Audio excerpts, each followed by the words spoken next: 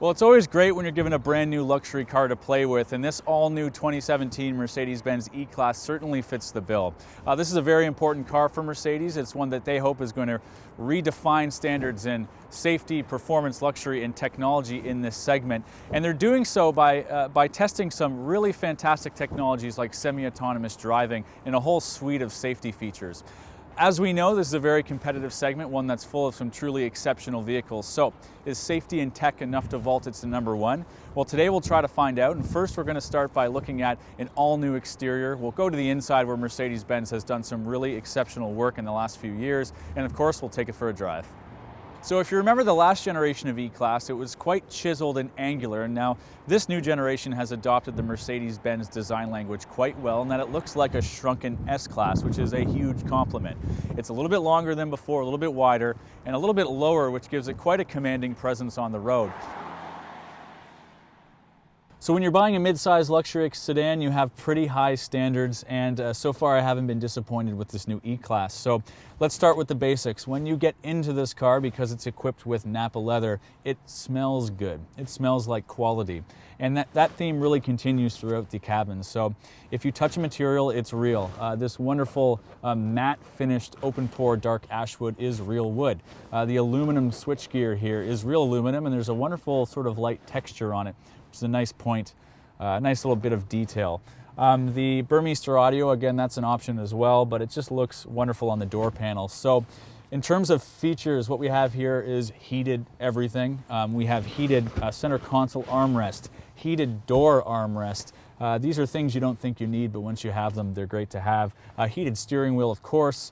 And the seats. We'll get back to the seats. Obviously the leather is wonderful, but what these seats have are active side bolsters and a massage function. So once you spend an hour behind the wheel with those two things, you never want to go out without them again. So the theme here, fit and finish and quality from top to bottom, this car certainly has that. But the big party piece, these two 12.3-inch monitors we have here. Now, that's an option. Again, it comes with the premium pack. If you get the base car, it's a single screen with a more traditional analog gauge cluster, but you've got to go for this. This is the command center of this vehicle. It is the wow factor of the interior of the car. It's where you control all of your options. You can get your navigation and adjust your hot stone massage in the seats while you're driving.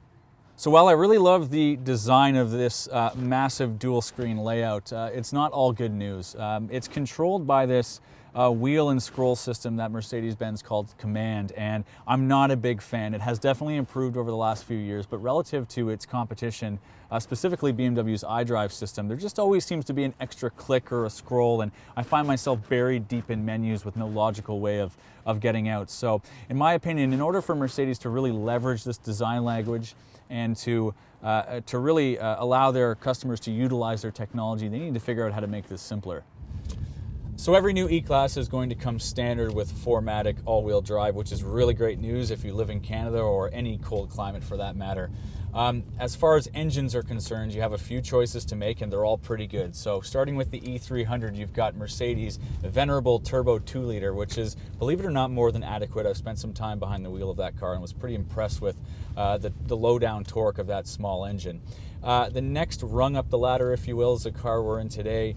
It is the E400 that comes with the 3-liter bi-turbo 6-cylinder. So 329 horsepower, obviously a lot more grunt, and I've been really satisfied pulling away from stoplights and trying to merge into heavy traffic. It's been certainly more than adequate, and I think everything you'd need in your life. A couple notes on that. This being the 3-liter bi-turbo, the fuel economy is not fantastic, but it's not the worst either. Mercedes says it'll do around 8 liters per 100 kilometers in the on the highway rather, and about 13.5 in the city. I've averaged about 12.9, so just under 13 in mixed city highway driving, so not terrible. Now, the new transmission, this is another big change for 2017.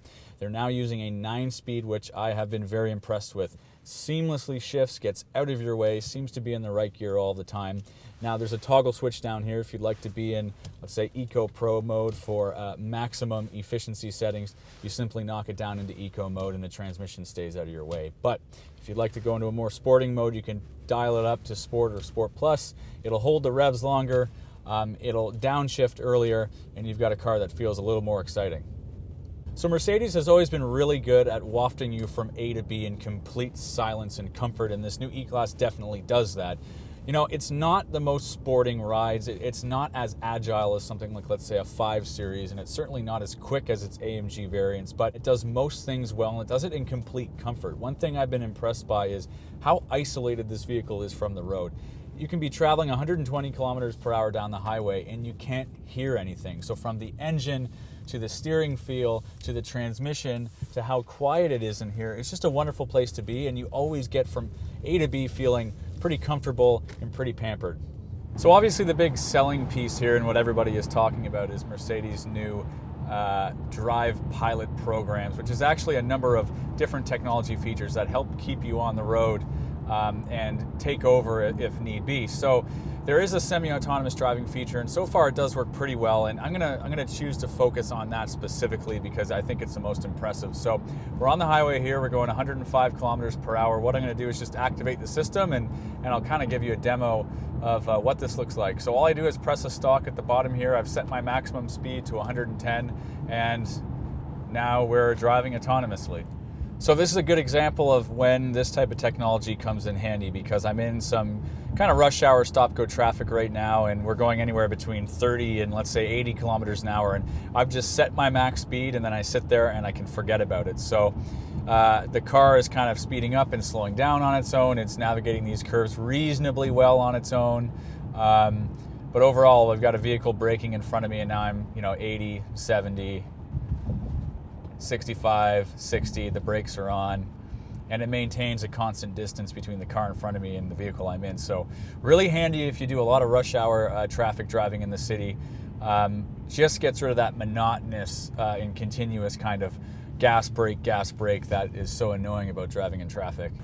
Now it's time to talk about money, and you can expect it's not a cheap vehicle. So the starting price for this E400 is just a little bit over $69,000, but there are going to be hardly any of these that leave the showroom floor for that amount of money. So what are the key options you need to get? Well, a standard, in my opinion, is the $3,900 premium pack, which is a lot of money for a one package, but it includes a bunch of the basic things that I think you need in this car to really make it a Mercedes. So one of them is the panoramic roof.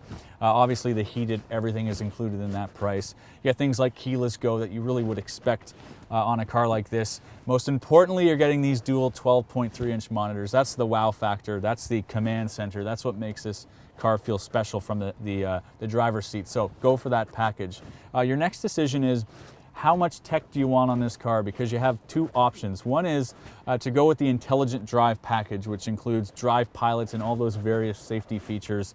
I would say get that. That's what makes this car stand out, and it's certainly reassuring having that for your own safety and for the safety of your passengers. But you could go instead with what's called the tech pack, which is $2,600, a little more affordable. It doesn't come with any of the semi-autonomous features, but what it does include is things like automatic adjusting high beam assist and a couple of things like that, which if you do a lot of city to country driving are actually pretty handy. So if you want to go a little more reasonable, it's possible to equip this car around $75,000, $76,000. But if you want to go crazy, like the owner of this car has done, you're looking at almost $86,000. The final question, should you buy this car? Well, as is always the case, it really depends on where your priorities lie as a consumer. Are you looking for something that's more performance-oriented, perhaps a fun weekend car? Well, I'd probably look elsewhere, maybe the new 5 Series from BMW or perhaps something from Jaguar.